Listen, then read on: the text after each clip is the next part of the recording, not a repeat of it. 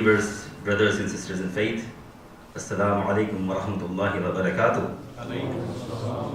أعظم الله أجورنا وأجوركم بمصابنا بالحسين عليه السلام وجعلنا وإياكم من الطالبين بثأره مع وليه الإمام المهدي القائم من آل محمد عليه السلام. اللهم صل على محمد. الحمد لله الذي جعلنا من المتمسكين بولاية أمير المؤمنين علي بن أبي طالب عليه الصلاة والسلام. اللهم صل على محمد. First and foremost, for this first majlis of the 1446 Hijrah of first Muharram, I would pay my condolence to all mu'mineen, to the family of the Prophet, to all ulama, to all anbiya, and especially the Imam of our time, Imam Mahdi Ajjallahu Ta'ala Sharif.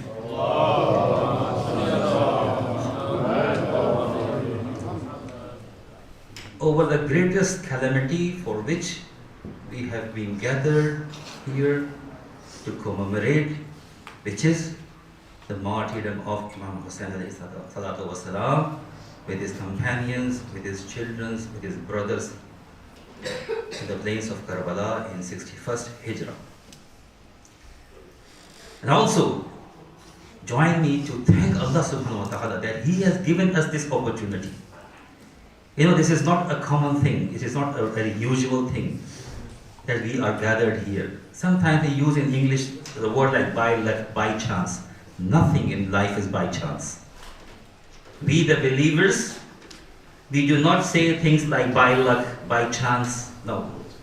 Allah subhanahu wa ta'ala has chosen us to come here, to sit here, and to remember Abu Abdullah alayhi salatu wasalam. And for this shukrana to Allah subhanahu wa ta'ala that He has given us this opportunity, say Allah salawat please.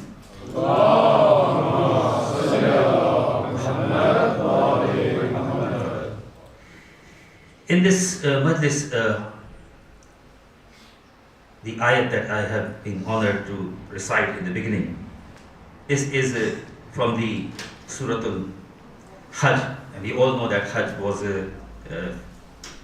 it's just last month, rather few days before. There was a Hajj of very hot weather, and if somebody has come from the Hajj, may Allah subhanahu wa ta'ala accept their ibadah. It was difficult.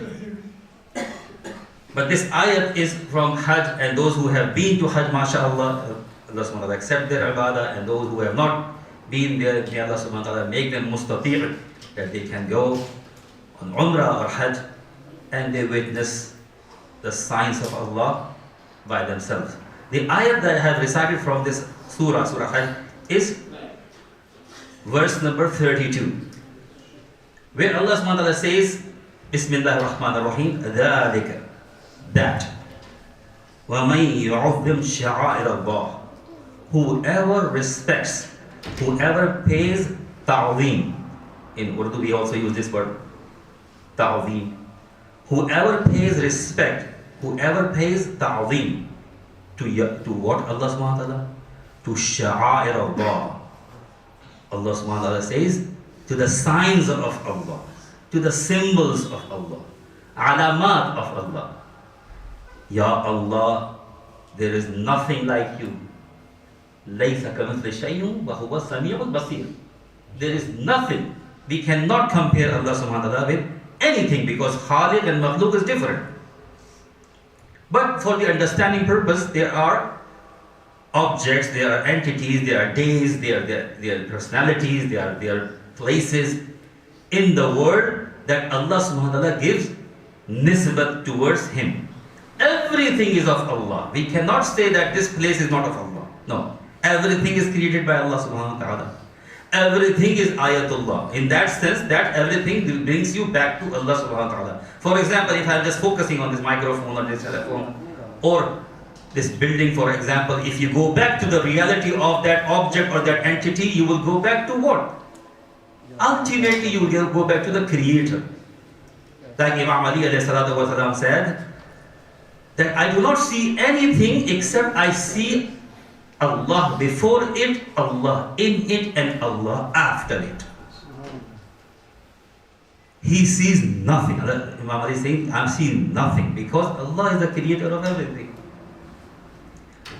Sha'air Allah. He has mentioned some places as Sha'air Allah. Sha'air means, it's the plural of Sha'ira. Sha'ira means sign, alamat. So Allah subhanahu wa ta'ala is saying in this verse that ذَلِكَ وَمَنْ يُعْظِمْ شَعَائِرَ اللَّهِ, whoever pays respect to signs of Allah. So what is it? فَإِنَّهَا مِنْ تَقْوَى الْقُلُوبِ. So this is from the piety and the God consciousness of the hearts. What is Sha'air Allah in Hajj? So the reference here in ayat is particularly about Safa and Marwa. Those two mounts, when you perform Hajj after doing Tawaf and the Salat of Tawaf, you go for Sa'i. Sa'i means you walk between Safa and Marwa. Oh. And what is that?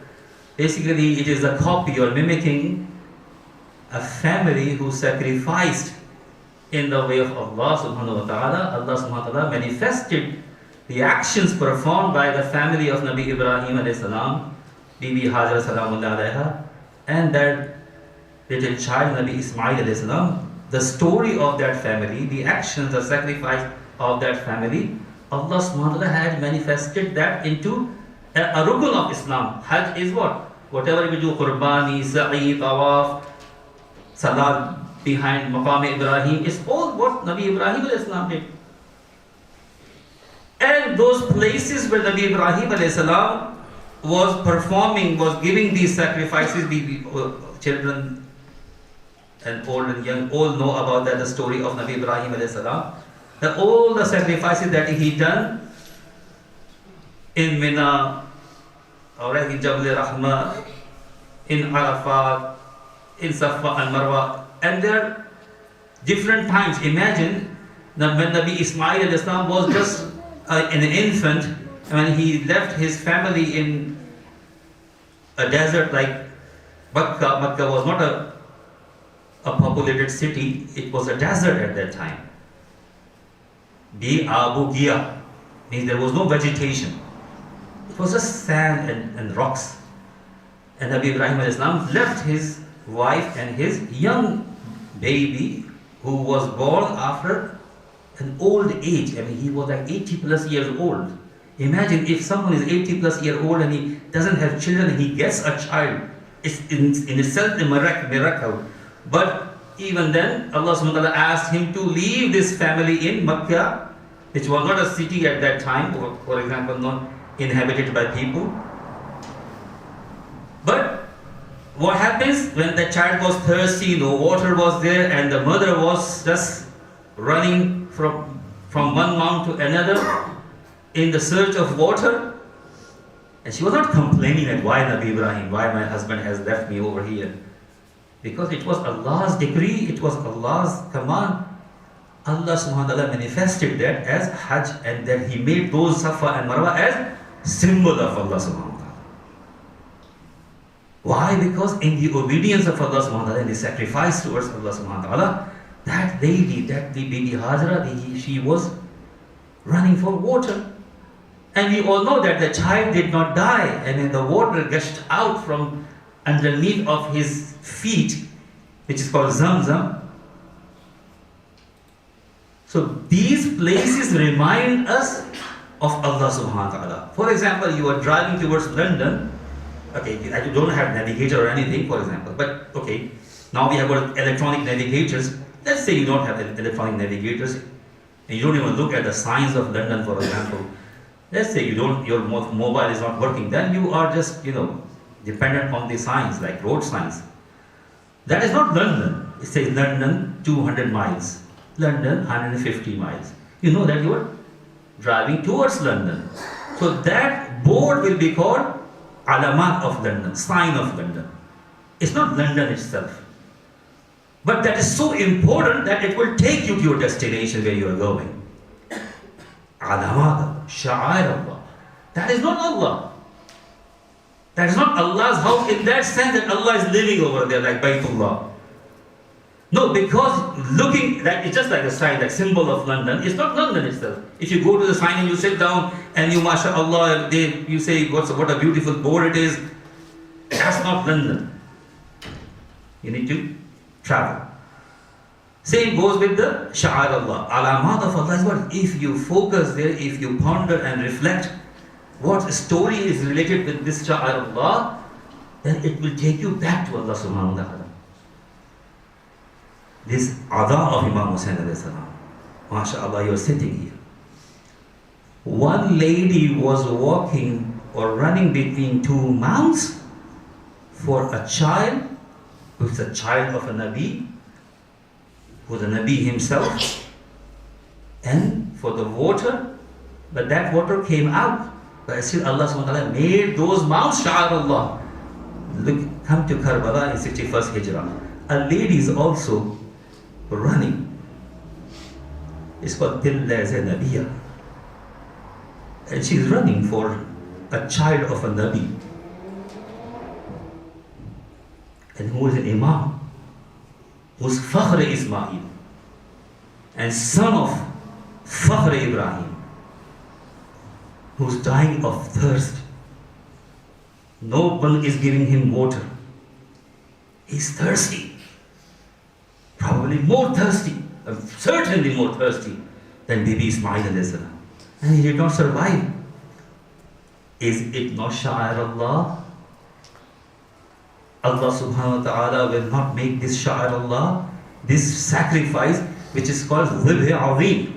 When Nabi Ibrahim alayhi salam, and this same child became like a old, for example, 13 or 14-year-old teenager or a young man. And we know the story that Nabi Ibrahim alayhi salam saw in the dream that he is presenting the most beloved thing to him in the presence of Allah subhanahu wa ta'ala. He's sacrificing, and he did mashwara. He discussed this thing. He did not tell Nabi Ismail alayhi salam that Allah has commanded me to sacrifice you. No, he did not say that. He said, I have seen this, my son, that I am presenting this sacrifice to Allah. And Nabi Ismail alayhi salam said, Ya Abada, you do whatever is being commanded to you, and you will find me in Sabreen, inshaAllah. I will say in Urdu, there is a poetry said by Allama Iqbal. He said, ये फैज़ान नज़र था या मकतब की करामत थी, सिखाए किसने इस्माइल को आदाब फर्जंदी. Who taught Nabi Ismail alayhi salam like this? Nabi Ibrahim did not say that I am going to do this. He was saying, Ya Bunay, Ya, O son, I have seen this. And Nabi Ismail was ready. Now we are here in MashaAllah commemorating is what? When the same Nabi Ismail alayhi salam was being slaughtered, what happened? Allah subhanahu wa ta'ala says, قَدْ صَدَّقْتَ رُؤْيَا. Ibrahim, you have fulfilled your dream. And what we have done? وَفَوَدَيْنَاهُ بِظِبْهٍ عَظِيمٍ. We have ransomed this sacrifice with the greatest sacrifice. Now you can imagine, for example, if Nabi Ibrahim alayhi salam is presenting the sacrifice of Nabi Ismail alayhi salam, and that child was saved and it was replaced by a ram or a sheep, will you call that sheep Dhibh Azim in comparing to Nabi Ismail alayhi salam? Is it possible? An animal can be called that he was ransomed because of in place of Nabi Ismail, an animal was slaughtered. La wallah, we cannot even think about, for example, an animal can be Dhibh Azim. No, Dhibh Azim means what? That means that sacrifice of Nabi Ismail and Nabi Ibrahim alayhi salam, we need someone who has got a higher status than Nabi Ibrahim alayhi salam, who has got a higher status than Nabi Ismail alayhi salam. And if this kind of sacrifice is given, only then that sacrifice can be called Dhibh Azim. Is there in the history of mankind a sacrifice greater than the sacrifice of Aba Abdullah? You know, this is not only in Shia history, because we are Shia, we are talking about our own books. No, even our brother Ahl Sunnah, they have got this hadith that Ibn Abbas, he is a narrator, great narrator, who is acceptable by both schools of thought. He was sleeping in Medina one day and he saw in the dream that the Prophet of Allah, he passed away after many years after his death. He saw in the dream that the Prophet his hair are dusty, his clothes are dusty, with blood stains. And Ibn Abbas asked, Ya Rasulullah, may my mother and father be ransomed over you. What happened to you? He said, Ibn Abbas, since the morning I'm collecting the blood of Hussein and his companions in this bottle. And later on, it was 10th of the Muharram of 61st Hijrah. He was in Medina. One narration, the other narration is when the Prophet was still alive, and one of his wife, al-Mu'mineen, Hazrat Salma Salamullah alayha, he gave Bibi Salma, Prophet gave him a bottle with some dust in it, some earth in it. And he said that as long as this dust is dust, you think that my son Hussein is alive. And when then it turns into blood or it turns red, for example, then you think, you understand that Hussein is being sacrificed in Karbala. And what he says about Imam Hussein al-Islam, Husseinu minni wa ana min Hussein. Hussein is from me and I am from Hussein. This child of the Prophet, who's the leader of the Prophet. It's not like, for example, you're saying chief of the Prophet, like because we believe it. No, practically in the Mi'raj, when the Prophet went in ascension, in his flesh and blood, not in like hereafter or something. No, in this life, when he was breathing and walking on earth, when he went to Mi'raj, he led the prayers of all Anbiya, including Nabi Ibrahim alayhi salam, and he led the prayers in the heavens. So nobody can lead the prayers. For example, a Mafdul cannot do a imamat of Afdal. For example, even all A'immah are equal, but Amir al-Mu'min Ali ibn Abi Talib alayhi salatu wa salam.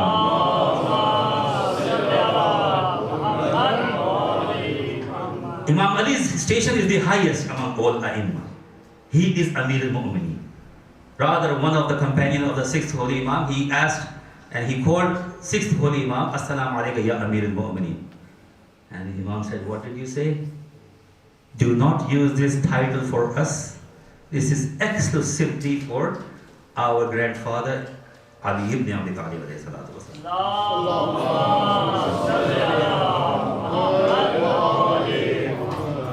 For example, any Imam can lead the prayers of any Imam except Imam Ali.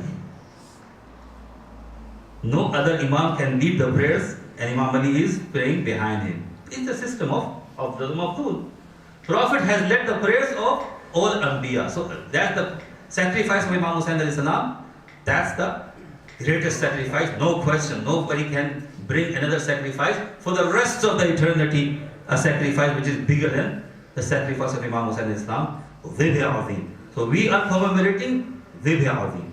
Now Dhibya Azim, so why do we cry? Why do we come to the majalis, for example, these days? I'm not talking to, elderlies, don't get offended or anything, but children of these times, they can ask, why do we cry over Imam Hussein al-Islam? 1400 years passed.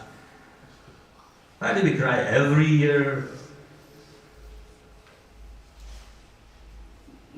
Anybody for the answer to say, you can ask the child, okay, keep your question like on a shelf, you'll ask someone who knows it. Because question is the way, the key of the knowledge. The first is what? Key. The first key is the question. When you ask the question, only then you will open the lock of the knowledge. Otherwise, the the knowledge will remain locked if no one asks questions. Even angels ask the question. When Allah subhanahu wa ta'ala made Nabi Adam alayhi salam the Khalifa, angels said, what? You are making someone Khalifa who will shed the blood, who will spread corruption. This is heaven's spiritual environment. Even then, they asked a question. Allah subhanahu wa ta'ala answered them. This is not our topic. Yeah, Zibhi Azim. So why do we cry over Imam Hussain alayhi salam? A, in a very layman term. Say salawat.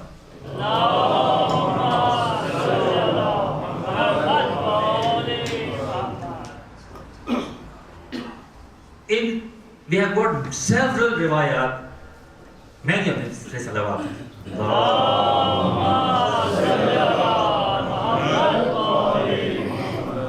Maulana Sahib is here for his long life, his health and safety. Please recite a louder salawat.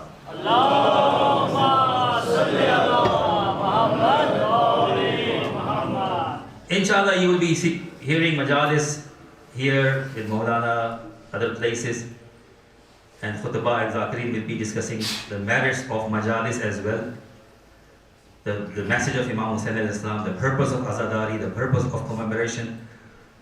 Well, let's say we take some guidance from the hadith of our sixth holy Imam, Imam Jafar Sadiq alayhi salatu wasalam.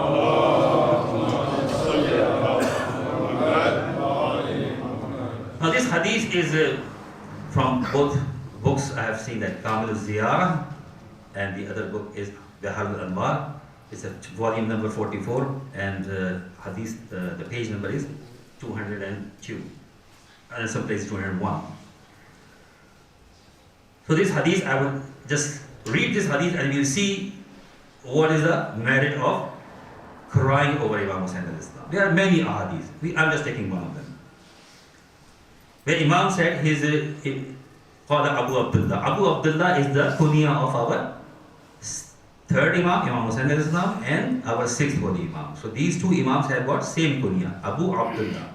But many a times when you hear about Qala Abu Abdullah, when this is said, most probably it is sixth holy Imam, because 2/3 of ahadith are from fifth and sixth holy Imam. Say salawat.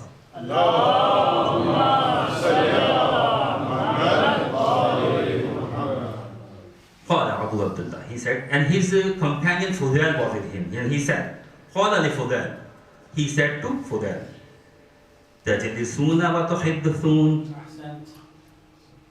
do you sit together and discuss about us?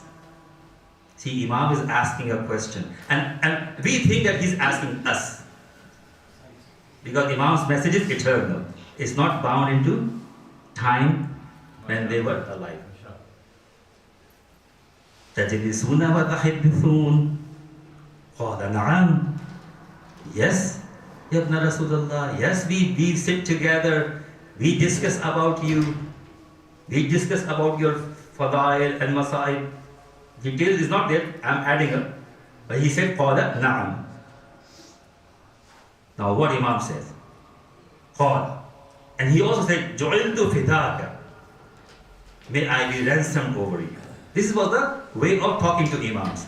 When Imam is there, or if he's not doing ziyarah, so we say, bi abi anta wa ummi. Alright, so we always are ready to sacrifice ourselves, even our parents, for Imam. Ju'iltu fidaka. Qala. Then Imam said, Inna tilka al-majalisa uhibbuha. Indeed, these majalis in which we are discussed and our ahadith are told, we love these majalis. Sixth Imam is saying. But what is the purpose of it? فَأَحْيُوا أَمْرَنَا يَا فُدَانِ. You revive our amr from these majalis. So these are not passive crying. Imam is saying with these majalis, from this majalis and from saying our ahadith, saying our masaib, saying our fada'il, you do what?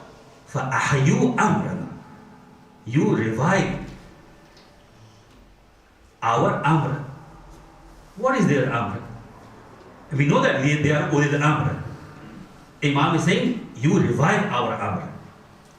Ya Fudail. And he continues, فَرَحِمَ اللَّهُ مَنْ أَحْيَا أَمْرَنَا. May Allah have mercy on those who revives our amr. And he continues, Ya Fudail, man dhakarana. Whoever remembers us or whoever does our dhikr. أَوْ ذُكِرْنَا عِنْدَهُ. Or he is sitting somewhere where our dhikr is being recited, like a majlis. فَخَرَجَ مِنْ عَلَيْهِ مِثْلُ جَنَاحِ الذُّبَابِ. After listening to this dhikr of Muhammad wa Ali Muhammad, if someone sheds a tear equal to a wing of a fly, he is not asking us to cry for 30 minutes, for 1 hour. A tear comes from his eye, which is like a wing of a fly. What will happen, Ya Imam?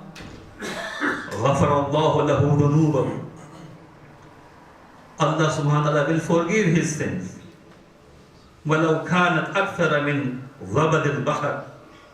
Even if they are like foam on the sea. You know there is a foam on sea. If someone has sins like these many, and one tear comes from the eye, these sins are forgiven. Salawat pade Muhammad.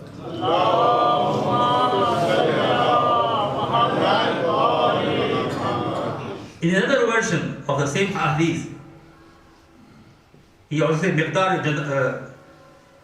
عنده فخرج من عينه من الدموع مقدار جناح الذباب كان ثوابه على الله عز وجل ولم يرد له بدون الجنة. There is no other reward that Allah subhanahu wa ta'ala has got for this person who sheds one tear equal to a wing of a fly. There is no reward other than Jannah from Allah subhanahu wa ta'ala. Now, if I count and weigh and measure, inshallah, mashallah, you mu'mineen are attending majalis all of your life. So if we collect those tears that we have shed in love of Abu Abdullah, I think we can fill some containers, isn't it? The Imam is not asking for quantity. Here we are talking about quality. So we just see the quality of this tear, and inshallah I'll take the permission. Maulana is already here. Sheikh Bahai has written a book called Dawat-e-Husainiyah. And in Dawat-e-Husainiyah he has discussed the tears or the crying, buka, the types of buka, the types of crying. And we will see what is the type of crying in which we will get this kind of ajr and thawab. So one type of buka, he said, is buka ur-rahma, means crying out of mercy. For example, if we look at someone and someone is being oppressed, tortured, someone is killed or something, then we feel mercy in our hearts, we feel pain in our heart, and tears come out. This is called buka ur-rahma. But are these tears Imam is referring to? Okay, this is a very good tear. It shows that we are human. We see someone in pain and then tears flow from our eyes. But this is not that tear that Sheikh Bahai is referring to. He says this is what? One level of crying. The second level of crying is Buka'ul Fuqdan. Buka'ul Fuqdan is what? That you are missing someone. Okay, no? For example, someone passed away. They did not face any torture, any trouble, any problem, any oppression. But we just miss someone. In missing someone, we cry. Tears come out of our eyes. Buka'ul Fuqdan. Crying out of missing someone. Then he says there is another type of crying is Buka'ul Adamul Huzur. Adamul Huzur means that why I was not there. Something has happened, and I said, why I was not there? It's a very good crying. It's a very high level of crying. I would say, for example, if 100 people are crying, maybe few will be there in that majalis who will be crying, for example, and they are thinking, why I was not in Karbala? How dare someone snatch the chadar of Nabi Zainab Salamun Alaiha? How dare someone hurt Ali Asghar alayhi salam? How dare someone chopped off the arms of Ghazi Abbas alayhi salam? How dare they? Why I was not there? Buka'ul Admil Hudur. It's a very, very precious tear. I can imagine, I ask myself how many times I cry. I'm crying for Imam Hussain alayhi salam. Why I was not in Karbala? Still this tear is not that tear. The last one he says, the highest level of tear is what? Buka'ul Ma'arifah. The tears and the crying of cognizance. When we have the cognizance of Imam, we know the right of the Imam, that his right was snatched. For example, I'm just giving example. Example is like, for example, is the way of understanding something. It's not true or something. Do not take it literal. Let's say if Yazid would have not killed Imam Hussain alayhi salam, would we be crying over Imam Hussain alayhi salam? For example, if Yazid was Khalifa and Imam Hussain was living in Qarib, in Medina, I'm giving just this example. No. But is it right? Our dukh, our hurt, our mourning is what? Imam Hussain was martyred of 3 days of thirst. Their women folk were humiliated. They have given honor by Allah subhanahu wa ta'ala. No one has got honor than the family of the Prophet. No one can snatch their honor. But they tried to. It hurts us. But for example, if it did not happen, would we cry like this? But what is Imam's gham? What is Imam's pain? It's the religion of Allah. It's the effort of Rasulullah. It's the effort of 124,000 prophets. It's the effort of Imam Ali alayhi salam. That Islam got survived, was spreading, and then a man like Yazid was ruling as a Khalifatul Rasul. Imam Hussain left Medina because Imamat was moved from people moved. Nobody can snatch Imamat from any Imam. But their maqam was not given to them from people. They are not muhtaj of people. Imam is not muhtaj of hukumat. In other schools of thought, Khalifa, there cannot be a Khalifa who does not have a country or who does not have a kingdom. You can't call anyone Khalifa who does not have a kingdom. They need to have a mulk, then they are Khalifa. But Imam Ali is not Khalifa like this, that he needs a government to become a Khalifa. He is Khalifatul Rasul. Like Imams are Imams, whether they are worldly leaders as well or not, but their maqam was snatched. People did not give them the maqam, they moved their maqam. This was the biggest tragedy. And all the tragedies, they come after it, obviously. Because once they move from their maqam, Allah has given them the maqam. They are Sayyid Shabab Ahl Jannah. In the Hussain Misbah al Huda, was Safinatul Najat. Nobody can snatch that maqam. But he is reciting Ziyad Ashura. We do la'nat on the people who have moved you from your maqam, Ya Aba Abdullah. So that tear, brothers and sisters, that tear is called the tear of what? Tear of Nusrat. When Imam was standing on the plains of Karbala at the Asr Ashur, when all his companions, his brothers, his sons were killed, except Imam Sajjad alayhi salam and Hazrat Ali Asghar alayhi salam. What did he say? Hal min nasir yansuruna. Is there anyone who would help us? He didn't say yansurni. The pronouns he did not use for like singular, he used the pronoun of plural. Is there anyone who would help us? Help you to what? To save your life? Imam Hussein was asking to save his life. When 71 of his 70 or 71 companions and his children were killed, he was saving his life. He was asking to save his life only.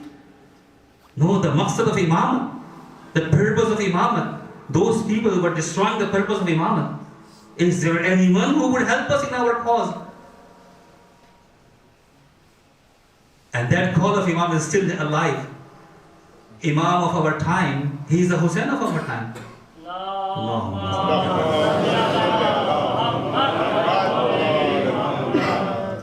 And that is echoing again. Hal min nazirin yansurana? Why our Imam is in ghaiba? Are we ready for his return? Or we are like kufas when we are just asking Imam to come to us, and when he comes and we run away.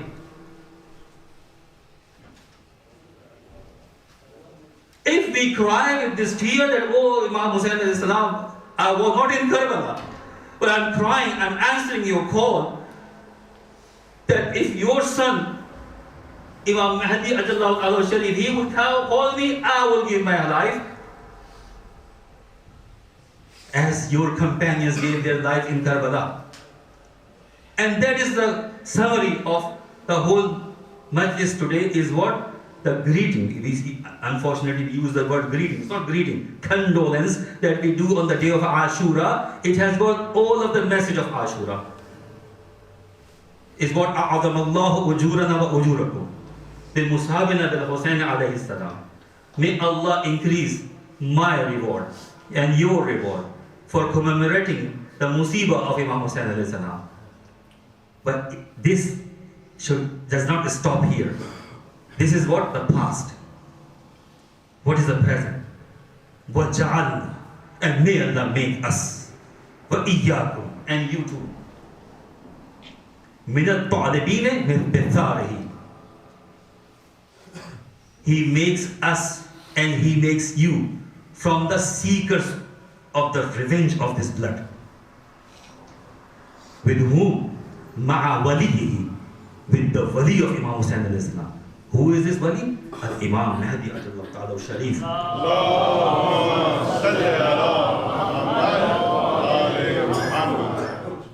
We are shedding the tears that we are ready to avenge the blood of Imam Hussein alayhi salam. To whom will we take this revenge? All the qatil of Imam Hussein alayhi salam were already killed by Amir Mukhtar Saqafi. But is this over? The principles and the things and the objective for which Imam Hussein Islam stood up, oppression, injustice, tyranny, has it finished? The tyranny of Yazid is continuing. The tyranny of Ibn Ziyad is continuing. The oppression and the injustice is continuing.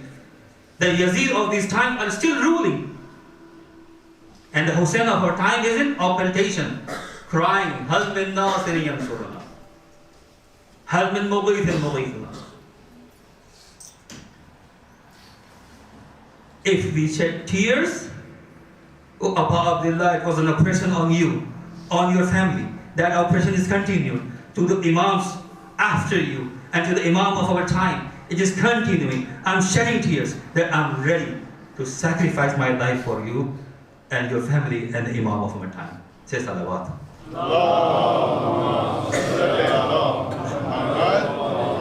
Brothers and sisters, that tear, if it comes out of a weight of a wing of a fly, Janah al-Dubab, that's enough for our forgiveness of our sins, reward of Jannah, if that tear comes out. So try in this Muharram, inshallah. I advise myself before I advise anyone. Can I cry like this over Imam Hussein? Can I shed a tear like this? A tear of ma'rifah, a tear of nusra. And today we will discuss. I've taken more time today just because it's a starting majlis, inshallah. We'll give time next time with the Ma'azarah from the Maulana. I've taken his time. We just remember the time when Imam Hussain Islam was leaving Medina on 28th of Rajab. Imagine when you go on a journey, people they say prayers and they do Imam Zamin and they say we will come back inshallah with safety. Imam is leaving Medina forever. He will not come back. He is Imam of the time. He knows where he is going. He is not unaware what is going to happen. He is already being told by Rasulullah that how he would be killed. He already given that bottle of the dust of Karbala. Bibi Salma, she came to Imam Hussain al-Islam. She said, Ya Hussain, you are going. And she narrated the story again that Rasulullah gave me this bottle. And it looks like the time is coming and you're going. So why don't you stay? Imam Hussain al-Islam said, Ya Ummah, Inna Allah sha'a an yarani qatila. Indeed, Allah wants to see me a qatil. He wants to see me a shaheed.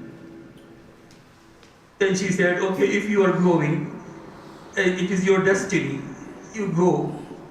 Why are you taking women and children? Leave them in Medina. Imam continued, Ya Ummah, Inna Allah sha'an yarahunna sabaya. Indeed, Allah subhanahu wa ta'ala wants to see them as captives. Imam knew what is going to happen. And imagine, they left Karbala, they left for Makkah first, they stayed in Makkah, then they were going to Kufa. We all know the story that stopped the caravan of Imam Hussain al-Islam. He ended in Karbala, and what happened on Ashura, and what happened in Kufa, and what happened in Damascus. After a long time, when this caravan returned to Medina, imagine, one day this caravan was leaving, and one day this caravan came back to Medina. And now when the caravan came back to Medina, and Bibi Kulthum and Bibi Zainab Salam Alaiha, they asked the people to stop the caravan outside Medina. And Bibi Kulthum, she recited Al-Nawha Al-Marfiya. She said, "O Medina, O the city of our grandfather Muhammad, do not accept us. Because when we left, we had children in our laps. We had men on our side. We had sons on our side. But now we have got no one. So that Medina, if you do not accept us, it is worthy that you would do that."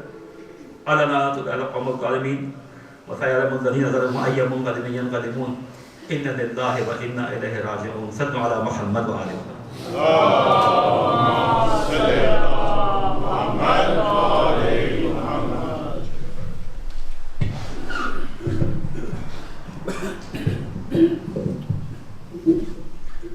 Durud par Muhammad wa ali Muhammad. Allahumma salli ala Muhammad wa ali Muhammad. Allah Pak Syed Aley Imran की तौफीक़ात में इजाफ़ा फरमाएँ।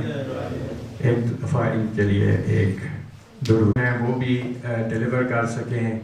देखिए, जो उलमा हैं या उस्ताद कोई होता है तो एक मकसद दिमाग में लेकर आता है कि आपको कुछ पहुंचा कर जाना है, तो 10 दिन बहुत नहीं है, बहुत थोड़े हैं। अगर वो बहुत कुछ जो है वो तैयार करता है, फिर उसको समेटता है कि इतने में ही हो सकेगा, अगर वो भी उसको वक्त ना मिले तो ये ज़्यादती होती है। और दूसरा, जैसे कि अभी सैयद फरमा रहे थे कि रोना तो है, रोने गम तो है, एक जज्बात हैं, हम इमाम हुसैन अलैहिस्सलाम के लिए रोते हैं, लेकिन वो मारिफत का जो आंसू है उसका मकाम कुछ और है। तो आप आएंगे, सुनेंगे तो इसका फ़ायदा आपको भी होगा, क्योंकि यकीन कीजिए मैं तो कुछ भी नहीं जानता, लेकिन उलमा से पूछिए कि कोई भी नहीं इसको तोल सकता, बता सकता कि मौला इमाम हुसैन, तो बहुत दूर की बात है ना, सिर्फ मौला इमाम हुसैन अलैहिस्सलाम के गम का मकाम क्या है, ये कोई बंदा इसका अंदाज़ा नहीं लगा सकता, ये सिर्फ रब की ज़ात जानती है। तो आप प्लीज़ टाइम पे आया करें। एक दफ़ा दुरूद भेजे मोहम्मद वाले मोहम्मद।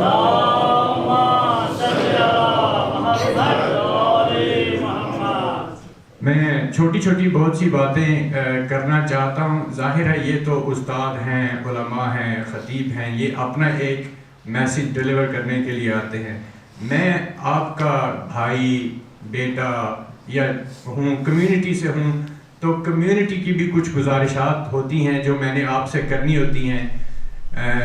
اس کے لیے مجھے تھوڑا سا ٹائم چاہیے ہوتا ہے, لیکن میں نہیں چاہتا کہ ان علماء کا ٹائم بھی میں ہی لے جاؤں. تو میں آج آپ سے کوئی جو ہے وہ گزارش نہیں کروں گا اس طرح کی. میں صرف آج کی جو نیاز ہے وہ سپانسرز جو ہیں, اللہ پاک ان کی بھی توفیقات میں اضافہ فرمائے, ان کو زیادہ جو ہے, جیسے میں نے کہا کہ ان کو اللہ تعالیٰ ہی جزا دے گا, کوئی بندہ اس کی جو ہے اندازہ نہیں لگا سکتا. وہ ہیں سید عادل حسن نقوی اور سید ثقلین حیدر کاظمی. انہوں نے آج کی مجلس جو ہے وہ سپانسر کی ہے. اللہ پاک ان کی توفیقات میں اضافہ فرمائے. اگر کوئی اور بھی جیسے کہ آپ جانتے ہیں یا اگر نہیں جانتے تو میں عرض کرتا ہوں کہ ہماری الحمدللہ, میں جتنی بھی تعریف کروں اپنی کمیونٹی کی, یقین کیجئے میں صرف کیونکہ آپ یہاں سامنے ہیں تو نہیں کہہ رہا, آپ میرے ساتھیوں سے پوچھ لیجئے, جس سے بھی میں ہمیشہ کہتا ہوں کہ ہماری کمیونٹی جو ہے الحمدللہ ایک مثالی کمیونٹی ہے, بہت سخی کمیونٹی ہے, بہت کوآپریٹیو کمیونٹی ہے. ہم شاید پورے انگلینڈ کی سب سے پہلی جو ہے وہ آرگنائزیشن امام بارگاہ تھے جن کا پورا محرم پہلے ہی سپانسر ہو چکا تھا, پورے جو ہے وہ دن کی مجالس سپانسر ہو چکی تھی. لیکن آپ کا تعاون ہمیں پھر بھی چاہیے ہوتا ہے. اگر کوئی بھی بھائی بہن, کوئی بھی آپ میں سے جو ہے وہ سپانسر کرنا چاہے, کوئی ڈونیشنز کرنا چاہے, میں آپ سے انشاءاللہ کل پرسوں یا آگے جو ہے وہ میں آپ کو اپنی ضروریات بھی بتاؤں گا انشاءاللہ. لیکن اگر آپ آج بھی کوئی ڈونیٹ کرنا چاہیں کل یا باقی دن, تو آپ جو ہے وہ آفس سے رابطہ کریں اور دل کھول کر جو ہے وہ ہم سے کوآپریٹ کریں, کیونکہ آپ ہی کے دم سے جو ہے وہ ظاہر ہے اللہ تعالیٰ اور محمد و آل محمد کے بعد یہ کمیونٹی جو ہے ان کے تعاون سے یہ ادارہ چلتا ہے. تو یہ آپ ہی کے لیے ہے. تو آپ اس کی ہمیشہ کبھی نہ سوچئے کہ میری وہ ضرورت ہے, اور یہ خدا اور محمد و آل محمد ضروریات پوری کرنے والے ہیں. آپ جو ہے وہ جتنا ہو سکے اس میں اپنی جو ہے وہ مدد کیجیے. درود بھیجیں محمد و آل محمد.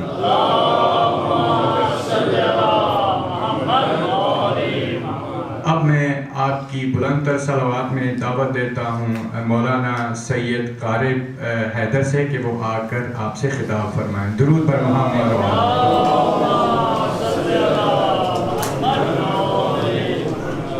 نعرہ تکبیر, نعرہ رسالت, نعرہ حیدری.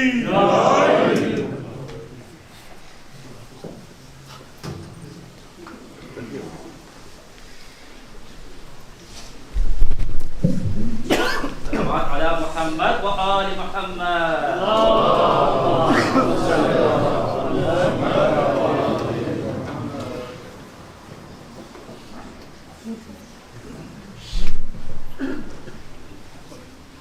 محمد وآل محمد صلوات.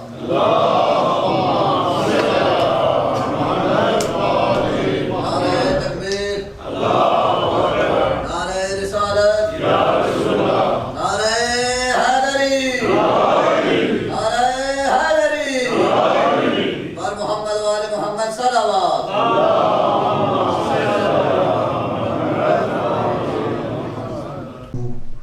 والآخر بلا آخر يكون بعده الذي قصرت عن نعته أوهام الواصفين وعجزت عن رؤيته أبصار الناظرين. ابتدع بقدرته الخلق ابتداعا واخترع على مشيئته اختراعا. الذي خلق الليل والنهار بقدرته وميز بينهما بقوته وجعل لكل منهما حدا محدود. ثم الصلاة والسلام على نبيه الكريم سيدنا وحبيبنا أبي القاسم محمد.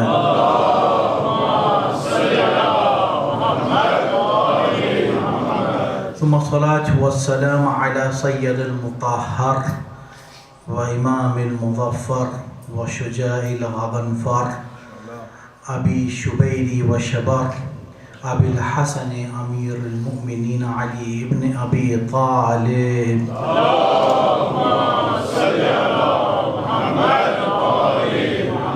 ثم الصلاة والسلام على أهل بيته الطيبين الطاهرين المعصومين المظلومين المنتخبين المنتجبين الذين أذهب الله عنهم الرجس ويطهرهم تطهيرا.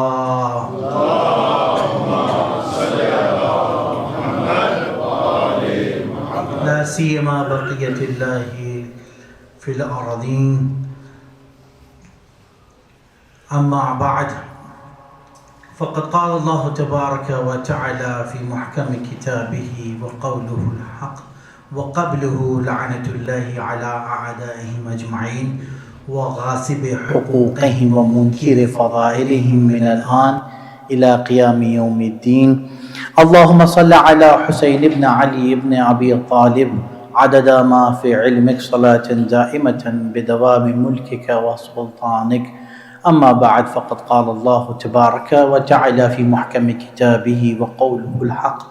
بسم الله الرحمن الرحيم. إن الله اشترى من المؤمنين أموالهم وأنفسهم بأن لهم الجنة يقاتلون في سبيل الله فيقتلون ويقتلون وعدا عليه حقا في التوراة والإنجيل والقرآن ومن أوفى بعهده من الله فاستبشروا ببيعكم الذي بايعتم به وذلك هو الفوز العظيم.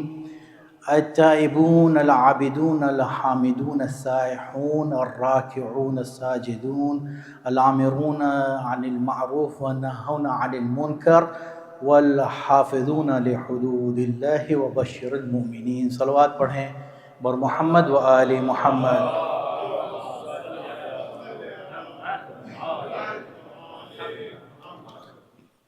آپ حضرات سے گزارش ہے کہ ایک مرتبہ سورہ ہم اور 3 مرتبہ سورہ اخلاص کی تلاوت فرما کر ہمارے برادر عزیز سید عدیل عباس کے والد مرحوم سید تسلیم رضا صاحب کو ارسال فرمایا. اور اس سے قبل میں آپ کو بتاتا چلوں چونکہ یہ مجلس اور یہ تبرک انتظام سید عدیل عباس اور برادر محترم سید سکلین حیدر صاحب کے جانب سے ہیں، تو لہٰذا دعا گو ہیں ان کے والدین کے لیے کہ جو مریض ہیں، بیمار ہیں، اور تمام مومنین کے شفا یابی کے لیے دعا کرتے ہیں. اور ساتھ ہی التماس ہے سید تسلیم رضا صاحب مرحوم کے روح کے لیے 1 مرتبہ سورہ حمد اور 3 مرتبہ سورہ اخلاص کی تلاوت فرمائیں. بسم اللہ الرحمن الرحیم.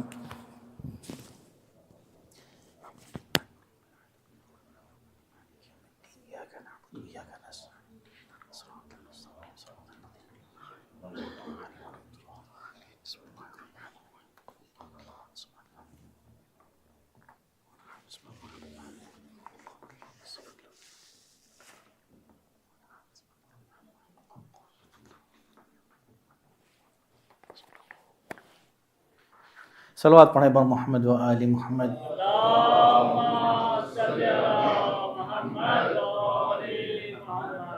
یقیناً مجلس جو ہے وہ باقاعدگی کے ساتھ ہو چکی ہے. مولانا ہمارے برادر محترم، برادر بزرگ سید علی عمران رضوی صاحب نے مجلس کی پڑھی، مرثیہ مصائب سارا کچھ ہو گیا ہے.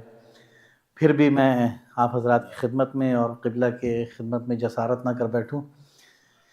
تھوڑے بہت باتیں تھوڑی سی جو ایام درس میں نے اپنے استاد سے یا بزرگ جتنے بھی میرے استاد ہیں ان سے سیکھی ہیں جو چیزیں وہ بتاؤں گا انشاءاللہ.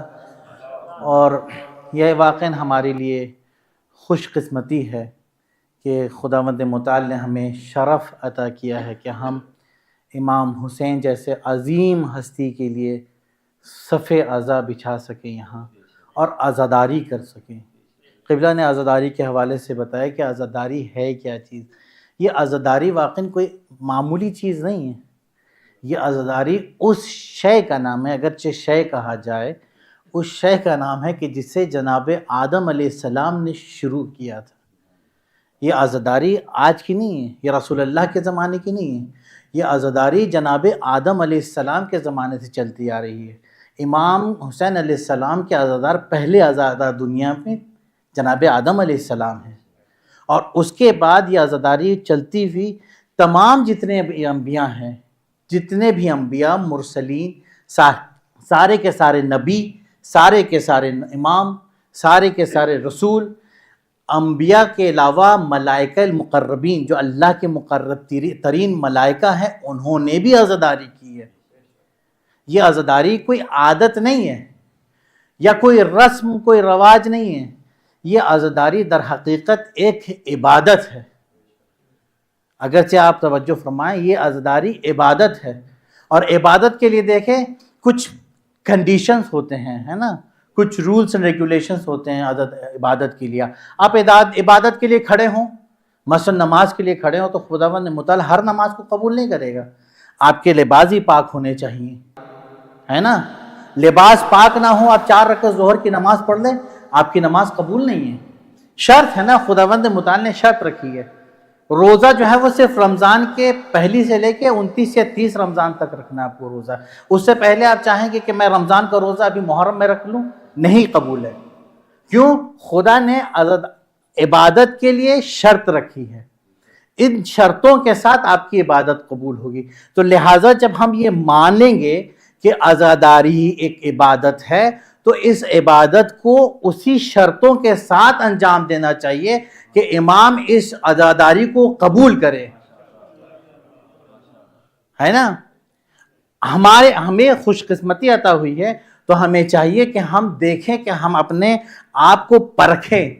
امت مسلمان کا یہ دستور رہا ہے کہ چاند جب رمضان کا نمودار ہوتا ہے، مستحب ہے چاند رمضان کا آپ دیکھیں، لیکن جو امام حسین کے عزادار ہیں وہ صرف محرم کے چاند کا انتظار نہیں کرتے، محرم کے علاوہ، رمضان کے علاوہ محرم کے چاند کا بھی انتظار کرتے ہیں، سال بھر ویٹ کرتے ہیں کہ محرم کا چاند کب نمودار ہوگا۔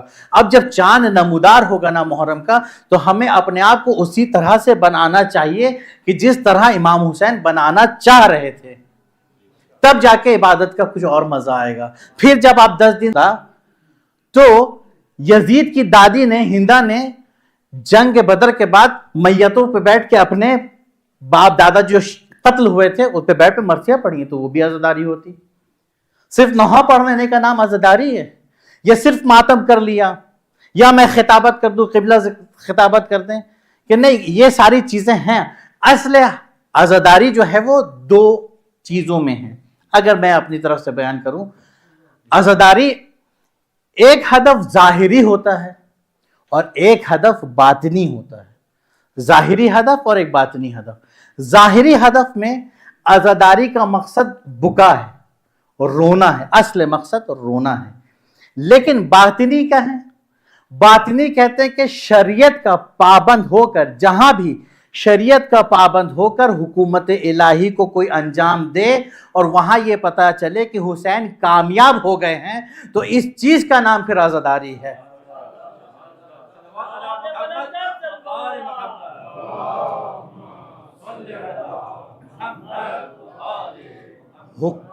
شریعت کی پابندگی کے ساتھ جب حکم الہی کو اگر آپ انجام دیں گے تو وہاں پتہ چلے گا کہ حسین کامیاب ہیں۔ یا میں اگرچہ اور جملہ بدل کے کہوں، ہر وہ قدم، ہر وہ عبادت جہاں ولایت آل محمد کی خوشبو آتی ہے، یا جہاں پہ ولایت علی ابن ابی طالب کی بو آتی ہے، وہاں پھر عزاداری کہلائی جائے گی۔ اگر عزاداری نہ ہوتی تو آج نماز نہیں ہوتی، اگر عزاداری نہ ہوتی تو آج روزہ نہیں بچتا۔ یہ عزاداری اصل دین ہے، اصل اسلام ہے۔ اور میں آپ کو بتاتا چلوں، دیکھیں علم اصول میں ہمارے یہاں پہ واقعی بہت ہی جلدی میں کوشش کروں گا تاکہ مطلب پہنچا سکوں۔ بھائی نے پہلے کیا بیان کر دیا۔ Anyways, I'll try to cover all the things which I would like to present in front of you guys inshallah. صلوات پڑھے بر محمد و آل محمد۔ علم اصول میں ایک چیز ہوتی ہے مقدمہ۔ مقدمہ کیا؟ مثلا آپ حج کرنے جائیں یہاں سے، تو شریعت نے کیا کہا پتہ ہے کہ آپ صرف ایسے نہیں کہ حج کرنے چلے جائیں، حج کے لیے آپ کو مقدمہ انجام دینا پڑے گا، پاسپورٹ بنوانا پڑے گا، ویزے کی ضرورت پڑے گی، ٹکٹ لینا پڑے گا، ان سب کے ساتھ جو ہے آپ کا بدن جو ہے وہ صحیح اور سالم ہونا چاہیے، بیکاز آپ کو وہاں جا کے صحیح طواف صفا مروہ یہ سارا مقدمہ ہے۔ یہ مقدمہ جب آپ کریں گے تو ذل مقدمہ، دو چیزیں، مقدمہ یہ ساری چیزیں مقدمہ ہو گئی، ذل مقدمہ کیا ہے؟ حج، تب جا کے آپ ذی مقدمہ کو انجام دیں گے۔ مقدمہ کو دو گروپ میں یا دو چیز میں ڈیوائیڈ کیا گیا ہے، کہتے ہیں مقدمہ کیا ہے؟ مطلوب بالغیر ہے، ایک مقدمہ مطلوب بالذات ہے۔ مطلوب یعنی طلب، یہ اس کی ذات جو ذل مقدمہ ہے نا، اس کی ذات یہ چاہ رہی ہے کہ اس مقدمے کو انجام دیا جائے۔ جیسے کہ آپ کو چھت پہ چڑھنا ہے، آپ کو چھت پہ چڑھنے کے لیے ایک لیڈر کی ضرورت پڑے گی، اسٹیئر کی ضرورت پڑے گی نا، لیکن جب آپ چھت پہ چڑھ جائیں گے، چھت پہ پہنچ گئے، پھر آپ کو سیڑھی کی ضرورت نہیں ہے۔ یہ مقدمہ بالغیر ہے، مطلوب بالغیر ہے، کام ختم ہو گیا، چھت پہ پہنچ گیا، اس کا کام ختم ہو گیا۔ لیکن ایک چیز ہے مقدمہ بالذات، جیسے نماز کے لیے وضو، نماز کے لیے وضو، کہتے جب تک آپ کا وضو باقی رہے گا تب تک آپ کی نماز رہے گی، ہے نا؟ 4 رکعت اگر نماز پڑھ رہے ہیں اور خدا نخواستہ بیچ میں آپ کا وضو ٹوٹ گیا تو نماز بھی ٹوٹ گئی۔ تو یہ مقدمہ بالذات ہے۔ سمجھ میں آئی بات کہ مقدمہ بالذات کہتے ہیں کس سے؟ جب ذی مقدمہ کو پورے آخر تک پہنچا دے، جو مقدمہ ذی مقدمہ کو آخر تک کامیابی تک پہنچا دے، اختتام پہنچا دے، وہ مقدمہ بالذات ہوتا ہے۔ جیسے کہ وضو نماز کے لیے جب تک وضو ہے تب تک نماز باقی ہے، اسی طرح سے عزاداری کے لیے کہا گیا کہ جب تک عزاداری ہے دین بچا ہوا ہے، اسلام بچا ہوا ہے۔ اگر مقدمہ نہیں تو ذی مقدمہ نہیں، اگر عزاداری نہیں تو اسلام بھی نہیں، دین بھی نہیں۔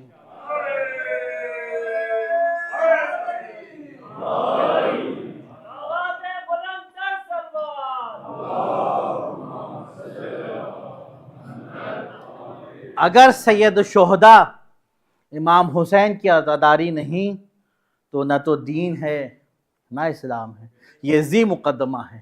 جہاں تک امام کی عزاداری ہے وہیں تک ہی اسلام ہے، جہاں ختم دین بھی ختم، اسلام بھی ختم۔ صلوات پڑھے بر محمد و آلہ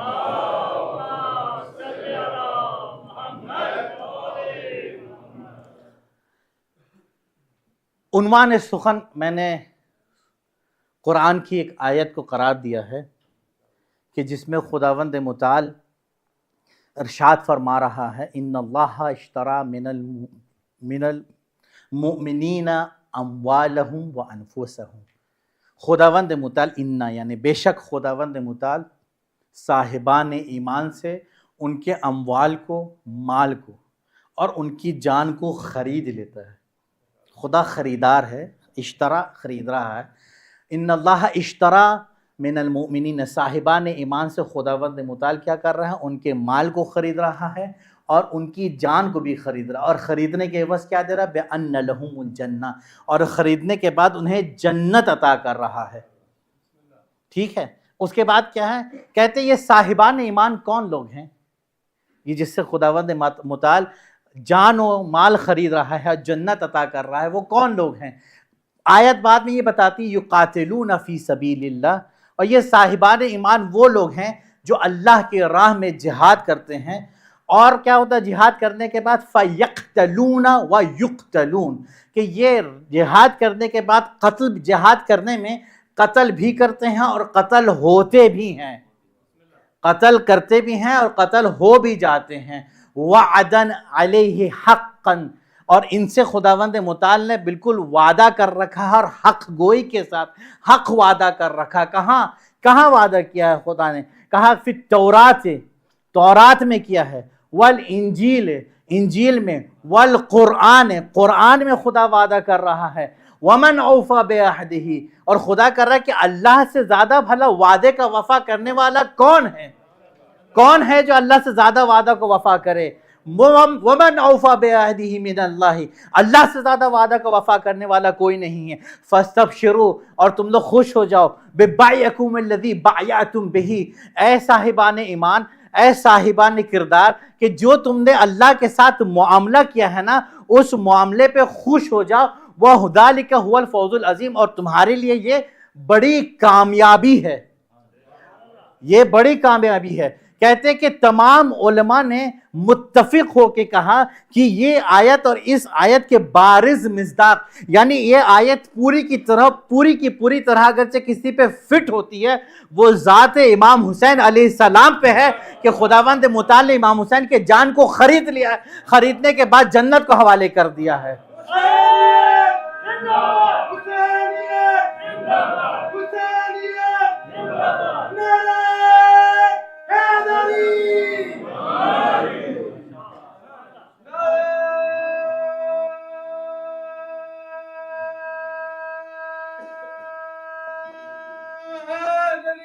یا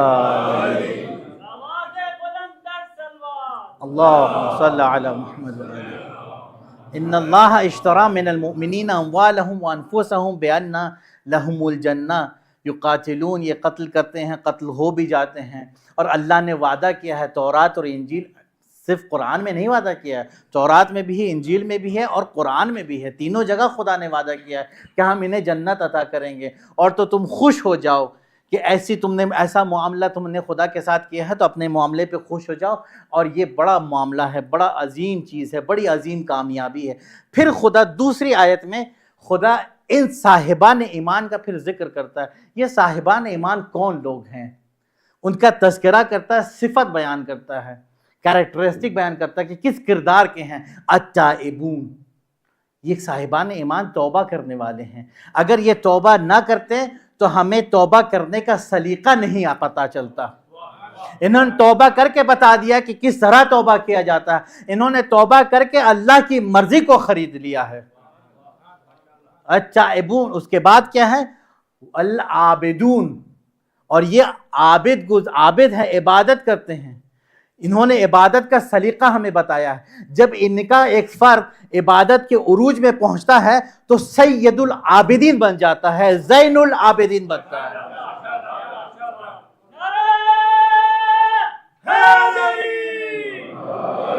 التائبون العابدون، یہ عبادت گزار لوگ ہیں. خدا مولانا ابھی بتا رہے تھے ابو عبداللہ کہا گیا نا امام حسین کو، امام حسین اور جعفر صادق علیہ السلام کو، دونوں کو، ان دونوں امام کو، تھرڈ اور سکس کو، دونوں کو ابو عبداللہ لقب دیا گیا. اچھا، لقب کیا چیز ہے؟ ہمارے یہاں پہ جب عربی گرامر پڑھیں گے، عرب کے ساتھ اٹھے بیٹھیں گے تو آپ کو پتہ چلے گا 3 چیزیں ہوتی ہیں. ایک ہوتا ہے اسم، نام، ایک ہوتا ہے لقب، ایک چیز ہوتی ہے کنیہ. ٹھیک ہے نا، 3 چیزیں ہیں. نام کیا؟ جیسے میں نے اپنے بچے کا نام رکھ دیا، بھائی کے والد نے بھائی کا نام رکھ دیا، آپ کے والد نے آپ کا نام دیا، اسم نام ہے یہ.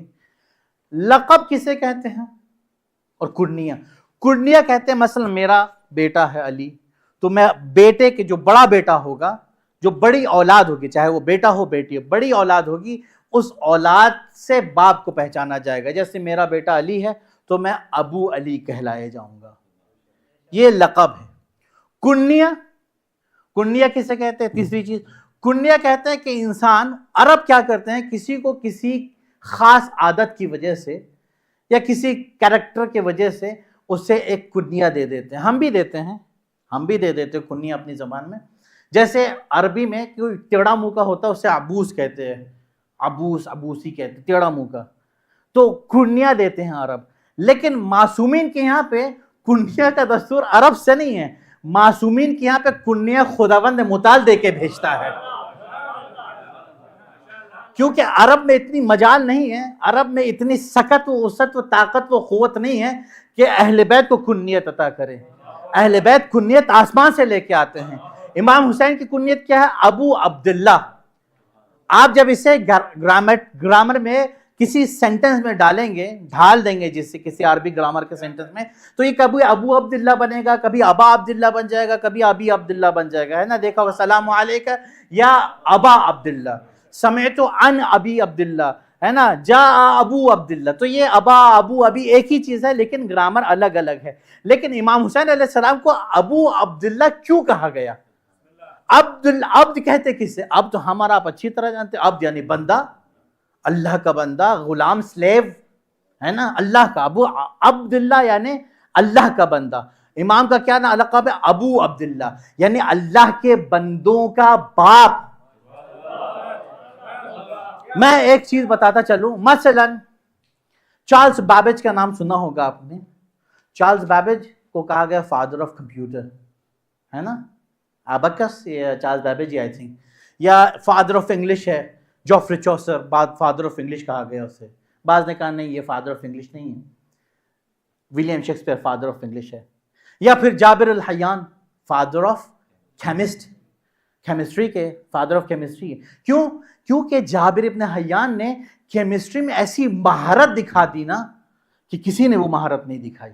یا پھر ولیم شیکسپیئر کی بات لے لیں یا جوفری شاہ، دونوں میں سے انگلش میں ایسی مہارت، ایسے نوولز، ایسے ڈراما، ایسے پلیز، ایسے پوئمز لکھے ہیں کہ کسی نے نہیں کیا.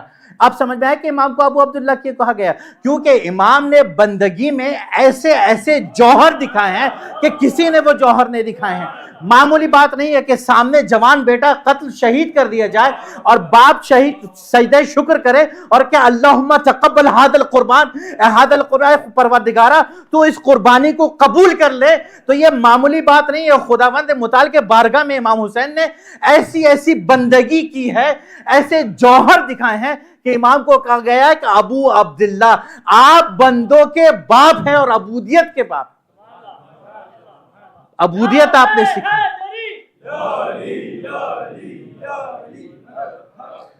ایک صلوات پڑھے بر محمد.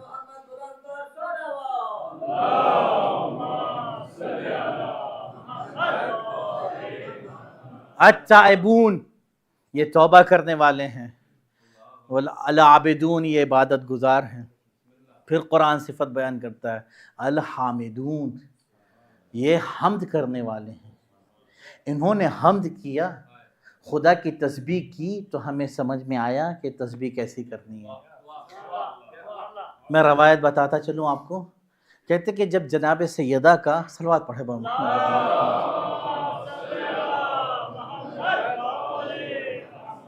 جناب سیدہ، کاش ہماری جانیں قربان ہو جائے سیدہ پہ.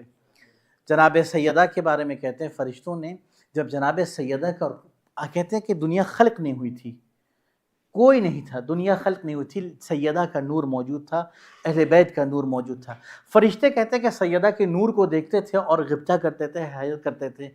کہتے ہیں یہ کون سا نور ہے، کس کا نور ہے؟ کہتے ہیں کہ جب اس نور نے جب کہا اللہ اکبر تو فرشتوں نے کہا ہم نے پھر سیکھا اللہ اکبر کرنا. کہتے ہیں جب اس نور نے کہا الحمدللہ تو پھر ہم نے اس کے ساتھ تکرار ریپیٹ کیا الحمدللہ. کہتے ہیں جب اس نور میں سبحان اللہ کہا نا، پھر اس کے بعد ہمیں یہ ہنر حاصل ہو گیا کہ ہم بھی سبحان اللہ کہیں. والحامدون، یہ حمد کرنے والے ہیں، یہ حمد کرنے کا سلیقہ بتاتے ہیں. اس کے بعد کیا کہا؟ السائحون، اللہ صفت بیان کر رہا ہے نا صاحب ایمان کی. السائحون یعنی کیا؟ یہ سیاحی کرتے ہیں، سفر کرتے ہیں، اللہ کے راہ میں یہ سفر کرتے ہیں، اپنے وطن کو چھوڑ کے دوسرے غریب وطن میں جاتے ہیں اور جانے کے بعد اپنی جان کو قربان کر کے دین کو بچا لیتے ہیں. یہ قرآن صفت بیان کر رہا ہے. اس کے بعد کیا کہا؟ الراکعون، کہ یہ رکوع میں جاتے ہیں، رکوع کرنے والے ہیں، رکوع میں جا کے بھی اللہ کی عبادت کرتے ہیں، انگوٹھی دے کے عبادت کر دی اور قرآن کی آیتیں نازل کروا لیتے ہیں. الساجدون، اور یہ وہ لوگ ہیں کہ جو سجدے میں جا کے سبحان ربی العلیٰ وبحمدہ کہتے ہیں. اور یہ کون لوگ؟ اس کے بعد قرآن بتاتا ہے العامرون بالمعروف، یہ امر بالمعروف کرتے ہیں، والناہون عن المنکر، یہ نہی عن المنکر کرتے ہیں، والحافظون لحدود اللہ، اور یہ حدود اللہ، حدود کہتے ہیں شریعت کو، اور یہ شریعت کے حفاظت کرنے والے ہیں. یہ محافظ شریعت ہیں۔ پھر اس کے بعد کہ وہ بشر المؤمنین، اور مومنین کو میں بشارت دے دیتا ہوں۔ قرآن میں خداوند متعال نے کہتے ہیں مومنین کو 2 جگہ بشارت دی ہے، ایک وہ والی آیت بشر المؤمنین، اور اس کے بعد یہ والی آیت کہ خداوند متعال کہہ رہا کہ بشر المؤمنین۔ امام نے امام کے لیے کہا کہ بشر، تمام لوگوں کو جمع کرنے کے بعد سب کے سامنے بیعت کی، یزید کی بیعت کو یزید کے منہ پہ مار دیا کہ مثلی لا یباع مثلک، اے یزید مجھ جیسا تجھ جیسے کی کبھی بیعت نہیں کر سکتا۔ کہتے ہیں اس کے بعد امام علیہ السلام نکلے مکے کے لیے۔ کہتے ہیں کہ سب سے پہلے مرتبہ کسی نے امام کا راستہ روکا تھا، اس شخص کا نام تاریخ نے لکھا مروان ابن حکم ابن ابی العاص۔ مروان ابن حکم نے امام کا راستہ روکا جب مکے کے لیے خروج کر رہے تھے، نکل رہے تھے مکے کے لیے نکل رہے، اور امام سے آ کے جملہ دیکھے کیا کہتا ہے، کیا حسین میں ایک نصیحت کرنا چاہتا ہوں آپ کو، بے شرط یہ کہ آپ میری نصیحت کو قبول کریں۔ آپ یہ بتائیں انصاف سے، کیا کوئی سورج کو چراغ دکھا سکتا ہے بھلا؟ سورج کو ہم نہیں چراغ دکھا سکتے۔ امام سے ہم کہیں کہ امام آپ کو نصیحت کر رہے ہیں، it's next to impossible، یہ مستحیل کہتے ہیں، یہ ہو ہی نہیں سکتا۔ امام کو نصیحت کر رہا ہے، کہا ٹھیک ہے بتا کیا کہنا چاہتا ہے۔ کہا کہ دیکھو حسین، میں تمہیں کہتا ہوں کہ امیر المؤمنین یزید کی بیعت تم کر لو، اور اگرچہ یزید کی بیعت کر لو گے تو تمہارا دین بھی اور دنیا بھی دونوں بچ جائیں گی، چیزیں دین اور دنیا دونوں بچ جائیں گی۔ کہتے امام بہت زیادہ شدید غصے میں آ کے کہنے لگے انا للہ وانا الیہ راجعون۔ امام نے کلمہ استرجاع پڑھا، پڑھنے کے بعد کہتے ہیں امام نے کہا وعلی الاسلام السلام، کہ اگر یہ اسلام ہے تو اس اسلام کو میرا سلام ہو۔ اس کے بعد پھر امام کا اذ بلیت الامہ بالراع یزید، کہ تو نے اگرچہ یزید کی بیعت میں اس امت کو اکٹھا کیا ہے، ویحک یا مروان، اے مروان تجھ پہ اللہ کی لعنت ہو۔ امام نے کہا ویحک یا مروان، اے مروان تجھ پہ امام اللہ کی لعنت ہو۔ پھر امام کہتے ہیں اتامرونی بالبیع، کہ تو مجھے بیعت کی امر دیتا ہے، کہ تو یہ امر کرتا ہے کہ میں اس کی بیعت کر لوں۔ وَهُوَ الرَّجُلُ الْفَاسِقُ، اور یزید جو ہے وہ رجل فاسق ہے، مرد فاسق ہے، تو چاہتا ہے کہ میں اس کی بیعت کروں؟ یہ ہرگز نہیں ہو سکتا۔ تو یہ بھول گیا ہے کہ ہم خاندان عطرت ہیں، خاندان اطہار ہیں، خاندان رسول اللہ ہے، اور یہ فسق و فجور ہم سے کہیں زیادہ دور ہے۔ اور امام نے کہا کہ تو شاید بھول گیا ہے اور تجھے یہ پتہ نہیں ہے، جب تو پیدا نہیں ہوا تھا نا، مروان کے لیے کہا کہ جب تو پیدا نہیں ہوا تھا تو اپنے باپ کے صلب میں تھا، جب تیرے پیدا ہونے سے پہلے میرے نانا رسول نے کہہ دیا تھا کہ اس کا ایک بیٹا ہوگا مروان کی جس پہ میری لعنت ہوگی۔ تیرے پیدا ہونے سے پہلے لعنت کی ہے تجھ پہ میرے نانا نے۔ کہتے ہیں مروان بہت زیادہ غصے میں آیا، غصے میں آ کے دھمکیاں دینے لگا کہ حسین تم دیکھ لو ورنہ تمہارا انجام بہت زیادہ برا ہوگا۔ انجام برا ہوگا کیا؟ یعنی ہم تمہارے لیے ایک کھیل، ایک پلان، ایک شریعت، ایک پروپیگنڈا کریں گے اور تمہیں گھیر کے ہم ماریں گے۔ امام نے پھر کہا کہ تو مجھے ڈراتا ہے۔ امام نے پھر دوبارہ ایک کہتے دربار میں کہا تھا یبن زرقا، ولید کے گھر میں کہا تھا یبن زرقا، اے نیلی آنکھوں والی بد کردار ماں کے بیٹے، یبن زرقا، یہاں بھی کہا یبن زرقا کہ تو مجھے ڈراتا ہے، تو بھول گیا ہے کہ میں کون ہوں۔ پھر کہتے ہیں امام وہاں سے نکل گئے۔ ولید نے کیا کیا؟ خط لکھا یزید کو، اور مروان نے خط لکھا یزید کو، اور یزید کو خط لکھنے کے بعد دوبارہ وہاں سے جواب آیا، اور ولید کو کیا کیا؟ گورنرشپ سے ہٹا دیا گیا اور مروان کو گورنر بنا دیا۔ پھر امام کہتے ہیں وہاں سے نکل کے چلے گئے، کعبے میں پہنچ گئے۔ عزیزان گرامی، پہلی تاریخ ہے محرم کی، ہمارے یہاں پہ دستور ہے کہ پہلے محرم کو کربلا کے جو سب سے پہلے شہید ہیں ان کا ذکر کیا جاتا ہے۔ سب سے پہلا شہید کربلا کا کون ہے؟ جناب مسلم ابن عقیل، سب سے پہلے شہید ہیں۔ کہتے ہیں جناب سید الشہداء کعبے میں پہنچے ہیں اور لوگوں کے خط آنا شروع ہو گئے۔ صلوات پڑھے بر محمد و آلہ۔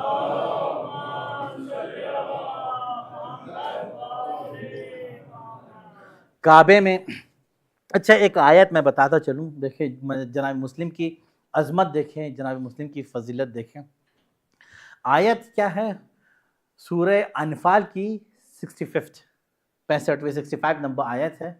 خداوند متعال کہہ رہا ہے یا ایھا النبی حرض المؤمنین علی القتال، اے میرے نبی، اے میرے رسول، آپ مومنین کو حرض المؤمنین علی القتال، مومنین کو ابھاریں، مومنین کو جوش دلائیں، علی القتال جہاد کرنے پہ جوش دلا دیں.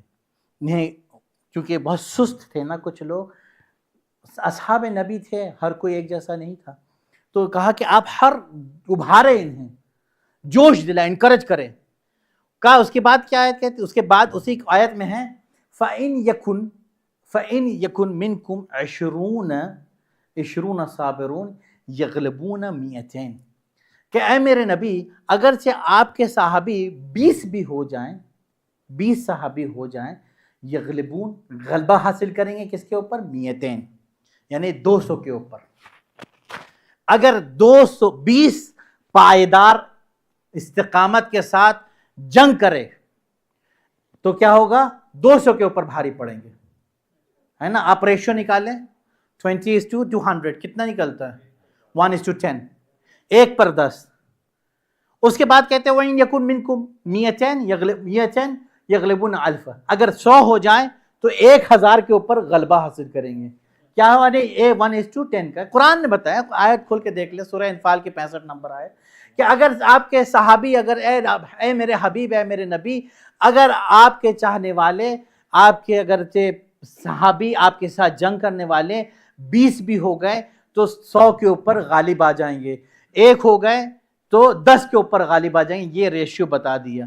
اس کے بعد والی آیت میں خدا کہہ رہا ہے کہ الآن خفف اللہ عنکم، کہ اب کیا کیا خدا نے، کیا کیا آپ کے اوپر تخفیف کیا، ڈسکاؤنٹ ریبیٹ کر دیا گیا ہے. کیوں؟ ان علم فیکم ضعفا، کہ ہمیں یہ معلوم ہوا ہے، خدا کہہ رہا ہے کہ ہمیں معلوم ہوا ہے کہ آپ کے اصحاب میں تھوڑی کمزوری ہے، ضعف ہے، کمزور ہیں. تو اب کیا ہوگا؟ فَإِن يَكُن مِّنكُمْ، اب کیا ہوگا کہ مئتین کے اوپر ہوں گے، یعنی 100 200 کے اوپر بھاری پڑیں گے.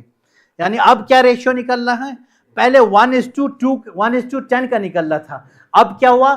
1:2 کا. پہلے ایک صحابی رسول 10 پہ بھاری تھا، اب کیا ہو گیا؟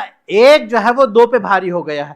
کہتے ہیں اگرچہ 2 سے زیادہ اگرچہ کوئی صحابی کے پاس سامنے والا آ جائے، جیسے ایک صحابی رسول ہے قتال کر رہا، جہاد کر رہا، 2 سے زیادہ اگر آ جائے تو اب یہ مت کہنا کہ یہ جو ہے وہ کمزور پڑ گئے. قرآن نے جو ہے وہ پیرامیٹر دے دیا نا، 1 کے لیے 2. لیکن آپ دیکھیں مسلم ابن عقیل کی شجاعت کو دیکھیں، جب طوا علیہ الرحمہ کے گھر میں جب بیٹھے ہوئے ہیں، وہاں پہ پناہ گاہ لی ہے، جب اونٹوں کے ٹاپوں کی آواز کوفے میں سننے آواز آئی نہ کان پہ ان کے، تو کہتے تلوار کو لے کے نکلے، اور نکلنے کے بعد کہتے ایک مسلم ہے اور 1000 لشکر کے اوپر بھاری نظر آ رہے ہیں. ایک مسلم ہے اور 1000 کے اوپر بھاری ہے. ابن اشعث ایک لعین کمانڈر ان چیف تھا. کہتا ہے کہ اس نے جا کے ابن زیاد سے کہا کہ ابن زیاد پہلے 300 کا لشکر بھیجا، 300 کے لشکر کو جو ہے وہ جناب مسلم نے اکیلے ہی کام تمام کیا، اور کہتے ایک ہاتھ سے لڑتے تھے، ایک ہاتھ سے جناب مسلم کے ایک ہاتھ پہ تلوار تھی، دوسرا ہاتھ خالی تھا. دوسرا ہاتھ سے کہتے فَيَأْخُذُ الرَّجُلُ بِيَدِهِ وَيَرْمِيهِ فَوْقَ الْبَيْتِ، کہتے ہیں کہ کہتے ایک ہاتھ سے لڑتے تھے، تلوار چلاتے تھے، دوسرے ہاتھ سے جناب مسلم ہاتھ سے پکڑ کے اڑا کے پھینک دیتے تھے دوسری جگہ پہ. اتنی شجاعت دکھائی ہے. کہتے ابن اشعث نے کہا کہ مجھے جو ہے وہ 300 کا لشکر جب ہار گیا، دوبارہ 300 کے لشکر کو منگوایا، وہ بھی گیا، 600 گئے، تو پھر تیسری مرتبہ جب منگوایا ہے تو ابن زیاد نے کہا یہ بتاؤ کہ ایک مسلم کے لیے تمہیں کتنے لوگوں کی ضرورت ہے؟ میں لشکر کے اوپر لشکر بھیجے جا رہا ہوں، تم مسلم کو قابو نہیں کر پا رہے، مسلم کو گرفتار نہیں کر پا رہے ہو. تو کہتے ابن اشعث غصے میں آ کے اپنے قاصد سے کہتا ہے کہ جا کے ابن زیاد سے کہہ دو ما بعثتنی، کہ تو نے مجھے بھیجا نہیں ہے الا بقال من بقال الکوفہ، کہ تو نے مجھے کسی کوفے کے سبزی فروش کے آگے نہیں بھیجا ہے. کہتا اچھا، تو مجھے قاصد کہنے لگا تو میں بتاؤں کہ کیا بتاؤں، ابن زیاد سے میں کیا کہوں؟ کہا جا کے ابن زیاد سے کہہ دو بل بعثنی الی اسد زرغام، کہ تو نے مجھے پھاڑ دینے والے شیر کے سامنے بھیجا ہے.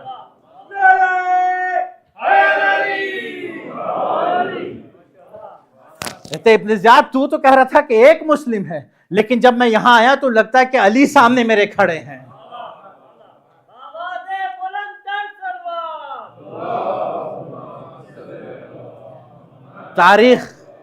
تاریخ نے بیان کیا کہ امام کو 10 رمضان سے خط مسلسل آنا شروع ہو گئے. 10 سے لے کے 15 رمضان تک 5 دن مسلسل خط آیا. بعض کہتے ہیں روایت میں ہے کہ شیخ بحر الانوار میں روایت ہے کہ 18,000 کی تعداد کہی کہ 18,000 خط آئے، بعض کہتے 12,000. تو 5 دن میں اتنے سارے خط کا آ جانا. میرے بزرگان کہتے ہیں استاد کہ نہیں 12,000 کاؤنٹنگ میں 1 2 3 4 نہیں، 12,000 اس طرح سے خط نہیں آئے تھے. کہتے اس زمانے میں قبیلے والا سسٹم ہوتا تھا، جیسے میں قبیلے کا ہیڈ ہوں اور میرے انڈر 200 مرد ہیں، میں اکیلے سائن کر دوں یعنی 200 کے اپنے نمائندگی کی ہے. تو اس طرح سے کہتے ہیں 12,000 لوگوں کے توقیع سگنیچر پہنچے اور امام کو بلایا. تب امام نے کیا کیا، جب امام کے اوپر جب بہت زیادہ خط آنے لگے تو امام نے پھر جا کے کہا کہ میں بھیجتا ہوں، انی باعثن، کہ میں بعث کرتا ہوں، بھیجتا ہوں اخی اپنے بھائی کو، وابن عمی اپنے چچا کے بیٹے کو، معتمدی و ثقتی کہ میں اپنے معتمد اور ثقہ اپنے سچے وفادار آدمی کو بھیجتا ہوں. کیا کہا امام نے کہا انی باعث اخی وابن عمی، کہ میں اپنے بھائی کو بھیجتا ہوں، چچا کے بیٹے کو بھیجتا ہوں. یہ بتائیے مجھے کہ جب امام نے ابا عبداللہ نے کہہ دیا کہ میں اپنے چچا کے بیٹے کو بھیج رہا ہوں وابن عمی، تو پھر کیوں کہا اخی، اپنے بھائی کو کیوں بھیج رہا ہوں؟ معلوم ہوا امام یہ کہنا چاہتے، دیکھو یہ امام کا جو مشن ہے نا، یہ حسین کا جو مشن ہے، یہ حسین کا جو انقلاب ہے، جو حسین کے انقلاب میں شامل ہوگا وہ حسین کا بھائی کہلائے گا. امام نے بھیجا جناب مسلم بن عقیل کو، اور کہتے ہیں مسلم بن عقیل چلے، اور جانے کے بعد امام جناب مسلم اکیلے نہیں تھے، کہتے ہیں 4 اور ساتھی تھے، 5 لوگ تھے، بعد نے کہا 4 لوگ. لیکن راستے میں پہنچتے پہنچتے کیا ہوا، کہتے ہیں یہ بھوک اور پیاس کی شدت میں یہ لوگ سارے کے سارے مر گئے، مسلم اکیلے رہ گئے. اور کہتے ہیں ایک قریہ میں، ایک دیہات پہ جا کے پہنچے، اور پہنچنے کے بعد جناب مسلم نے امام کو خط لکھا. امام کو خط لکھ کے کہتے کہ یا امام مولا مجھے خوف ہے کہ میں بھی نہ مر جاؤں راستے میں، اور مجھے ایسا نہ ہو کہ میرے مر جانے کی وجہ سے آپ نے جو پیغام بھیجا ہے نا وہ پیغام پہنچ نہ پائے، مجھے اس چیز کا خوف ہے، تو لہٰذا آپ کسی کو اور بھی بھیجیں میرے ساتھ. تو امام نے پھر دوبارہ لکھ کے بھیجا کہ نہیں مسلم، تم میرے سفیر بن کے کوفہ تک پہنچو گے. امام نے سفیر بنایا. سفیر پتہ کسے کہتے ہیں؟ سفیر کہتے ہیں، آپ انگلش میں ایمبیسیڈر کہتے ہیں، ایمبیسیڈر کہہ دیتے ہیں نا. ایمبیسیڈر کون بناتا ہے بتائیں؟ ایک ملک ہی تو بناتا ہے، ملک ایمبیسیڈر بناتا ہے.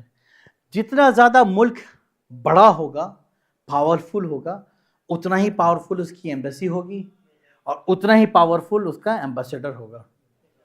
امام جتنے پاورفل ہیں، امام نے اپنے شایع نشان شخص کو بھیجا ہے. اور یہ دیکھیں ایمبیسی جو ہے وہ ہم نے بناتے، ایک ملک بناتا ہے، ایک کنگڈم بنا دیتی ہے ایمبیسی. امام یہ بتانا چاہتے کہ دیکھو تم یہ مت سمجھا کہ میں اکیلے ہوں، میں خود میں ایک کنگڈم ہوں، میں خود میں ایک ملک ہوں، میں خود میں ایک دولت ہوں. امام نے اپنے ہی شایع نشان آدمی کو بنا کے بھیجا سفیر کے، جاؤ کوفے میں جاؤ. کہتے ہیں جناب مسلم چلے، اور چلنے کے بعد کہتے ہیں ایک دور سے ایک دیہاتی عربی یعنی دیہاتی دکھا، اور دیہاتی کہتا ہے مجھے دور سے دکھ رہا تھا کوئی یہ ہاشمی نظر آ رہا ہے. اچھا عربوں میں خاصیت تھی، عرب جو ہے وہ دور سے ہاشمی کو پہچان جاتے ہیں، یعنی جو رسول اللہ کی اولاد ہے، سادات کو عرب دیکھ کے پہچان دیتے ہیں یہ سید ہے. کہ مجھے لگا کوئی ہاشمی آ رہا ہے. یہ دیہاتی قریب گیا، قریب جا کے پوچھتا ہے من ای بقاء ارض انت، کہ یہ بتا کہ زمین کے بقع کی جمع ہے، بقع کہتے ہیں جگہ کو، کہ زمین کے کس خطے سے تعلق ہے تیرا؟ خاندان وحی سے تعلق ہے نا جناب مسلم کا، خاندان فصاحت و بلاغت سے تعلق ہے نا. یہ نہیں کہا کہ میں مدینے سے تعلق رکھتا ہوں. جناب مسلم نے جواب بھی ویسے ہی دیا. کیا کہا جناب مسلم؟ کہ بقعۃ الذی تضمنت فیہ جسد رسول اللہ، کہ میں اس خطے سے تعلق رکھتا ہوں کہ جہاں رسول اللہ کا جسم مبارک انوار نور مطہر رسول کا سویا ہوا ہے۔ کہا اچھا تو تم مدینے سے ہے؟ کہا ہاں میں مدینے سے ہوں۔ کہا مدینے سے کہاں سے ہو؟ کہا قریش۔ اچھا قریش میں کہاں، کس خاندان سے، کس قبیلے سے؟ کہا میں ہاشمی ہوں۔ بولا اچھا ہاشمی ہوں، یہ بتاؤ کہ کس کے بیٹے ہو، کس گھر سے ہو؟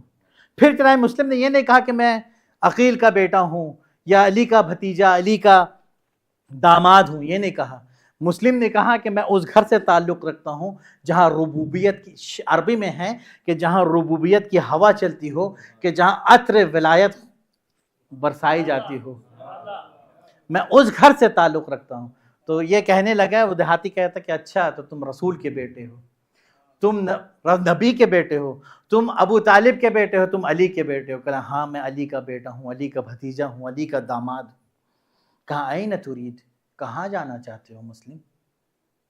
کہا الکوفہ، کوفہ جانا چاہ رہا ہوں۔ کوفہ جانا چاہ رہے ہو؟ اما تعلم ان اہل الکوفہ اہل المکر والغدر، کہ مسلم تمہیں نہیں پتا کہ کوفہ والے اہل مکر ہیں، مکار ہیں اور غدار لوگ ہیں؟ اچھا یہ حقیقت دیکھیں، کوفہ ایک حقیقت میں ایک عظیم سرزمین کا نام ہے، ایسا نہیں ہے کہ کوفہ میں جو ہے مکار اور غدار تھے۔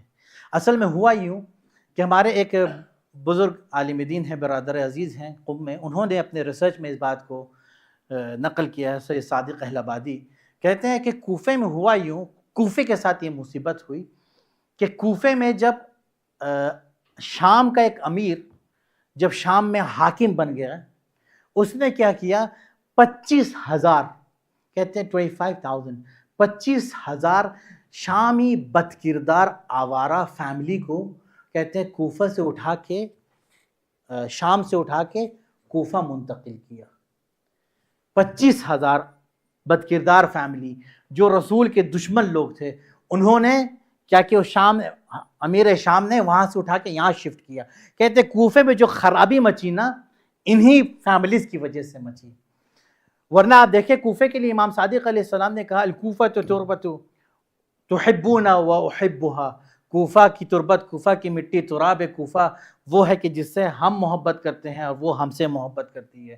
تراب کوفہ عاشق ابو تراب ہے، کیونکہ معمولی چیز نہیں ہے۔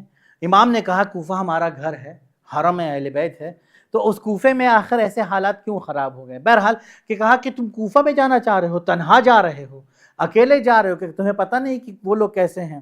کہا کہ کہاں، کس نے کہا میں تنہا جا رہا ہوں؟ مسلم، جناب مسلم کی شجاعت دیکھے، اکیلے ہیں، فصاحت دیکھے، کہاں اکیلا جا رہا ہوں؟ اللہ کفیلی، محمد وکیلی، علی و زمیلی، وہ حسین و دلیلی، میں اکیلا نہیں ہوں، اللہ میرا کفیل ہے، اللہ کفیلی، محمد و دلیل، محمد و زمیلی، کہتے ہیں محمد میرا وکیل، محمد و وکیلی، محمد میرے وکیل ہیں، علی ان زمیلی، علی میرے ساتھی ہیں، وہ حسین و دلیلی، اور میرے رہنما حسین ہیں۔ میں اکیلے تو نہیں جا رہا ہوں۔ لیکن کیا ہوا، جب جناب مسلم کوفے میں، غالباً وقت تمام ہو چکا ہے، جناب مسلم کوفے میں پہنچتے ہیں، کوفے میں پھر انہیں شہید کیا جاتا ہے نا؟ کیسے شہید ہوئے جناب مسلم؟ کہ چھت کے اوپر سے گرا دیا گیا۔ عزیزان گرامی، پہلی تاریخ ہے نا محرم کی، آج ہم یہاں پہ امام کو پرسہ دینے کے لیے آئے ہیں۔ ہمارے یہاں دستور ہے جب پہلی تاریخ ہوتی ہے تو اس سے پہلے امام بارگاہ وغیرہ سجا کے ریڈی کر لیا جاتا ہے کہ چاند نمودار ہوگا، دیکھو یہ کالے پردے، یہ پرچم، یہ بینرز، یہ علم، یہ تابوت، یہ منبر، everything should be ready before 1 Muharram, isn't it؟ Tehran کا ایک چاہنے والا تھا امام کا، قاسم نام ہے، قاسم جگرچی، جگر کہتے ہیں لیور کو، جگرچی لیور بیچتا تھا، قصائی نہیں تھا لیکن وہ لیور بیچتا تھا، معروف تھا قاسم جگرچی، بڑا لمبا چوڑا، رحیم شہیم۔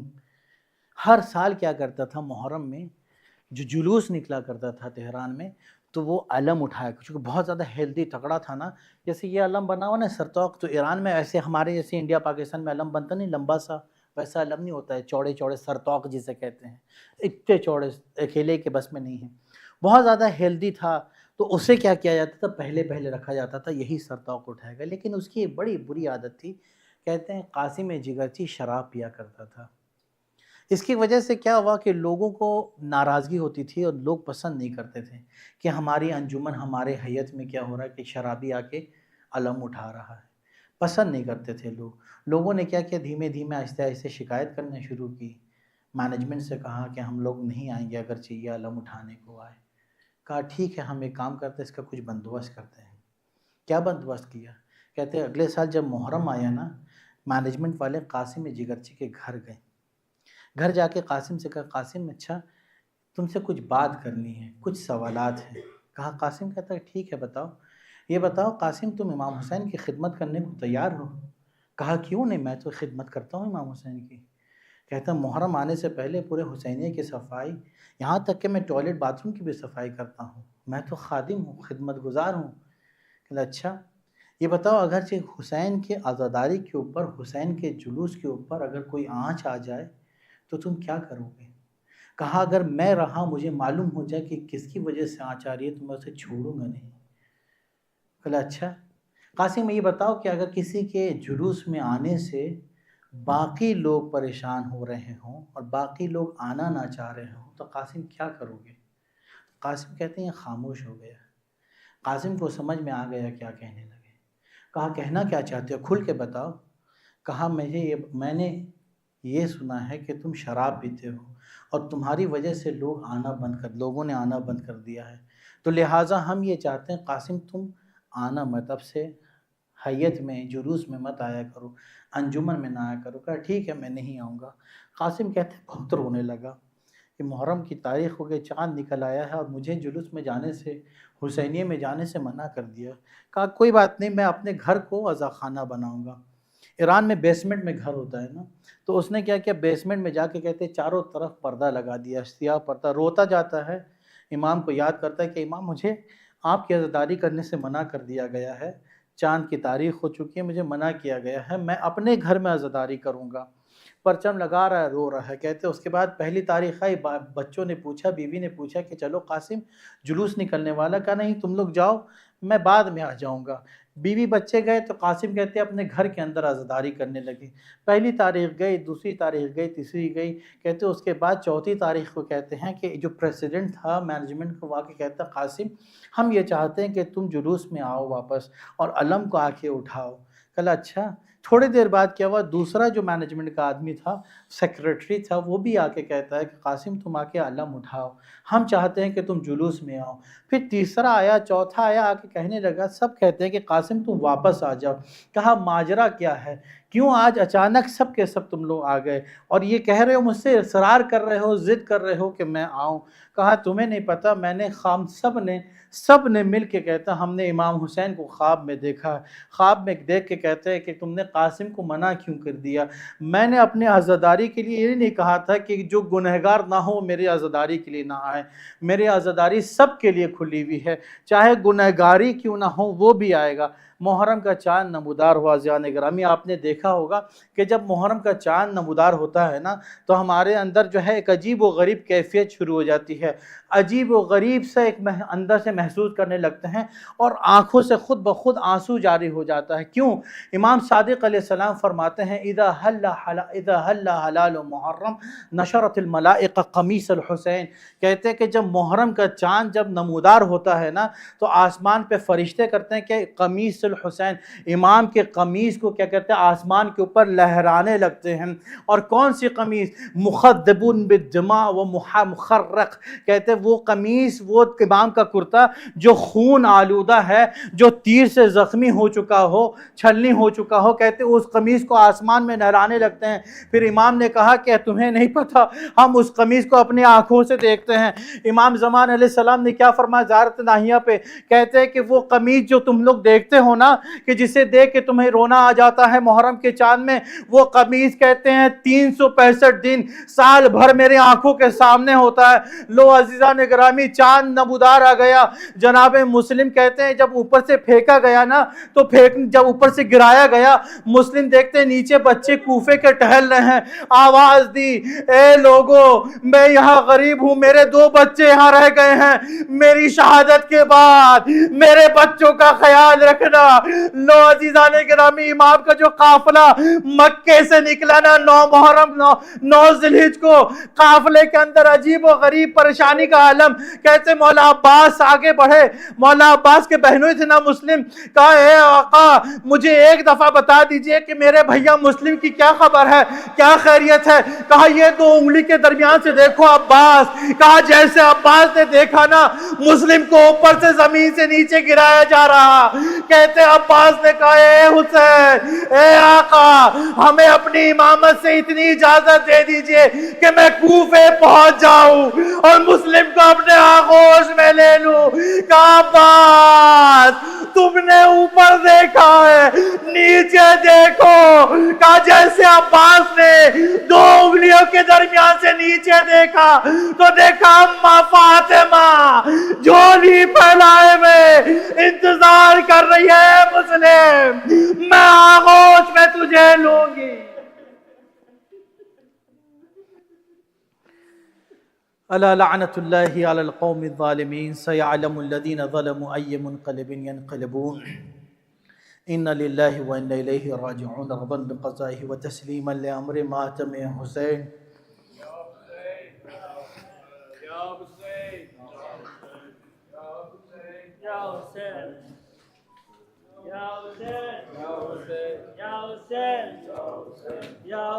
Check this one out. Ya Hussein, Ya Hussein.